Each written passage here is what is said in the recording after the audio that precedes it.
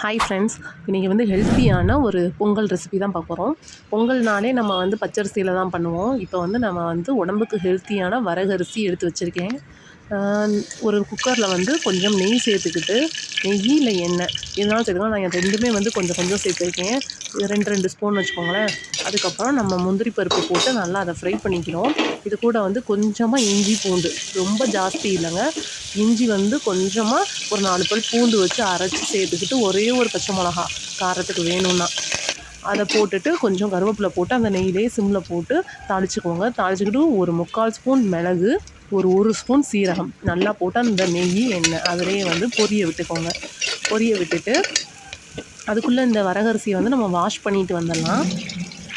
நல்லா அதை வாஷ் பண்ணிவிட்டு இப்போ வந்து நல்லா இது வந்து வறுத்தது எல்லாமே பொரிஞ்சிடுச்சு. இப்போ வந்து ஒரு டம்ளர் அரிசிக்கு வந்து நீங்கள் வந்து 2.5 டம்ளர் ஊற்றுங்க.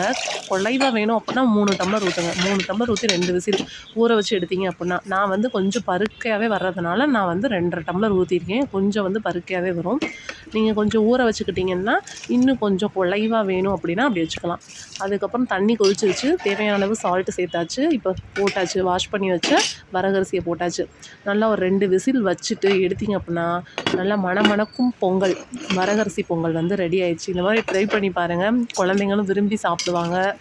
இது கூட வந்து சாம்பார், சட்னி, உளுந்த வடை வச்சு சாப்பிட்டிங்கன்னா சூப்பராக இருக்கும். பிடிச்சிருந்துச்சு அப்படின்னா லைக் பண்ணுங்கள், ஷேர் பண்ணுங்கள், சப்ஸ்கிரைப் பண்ணுங்கள். தேங்க்யூ.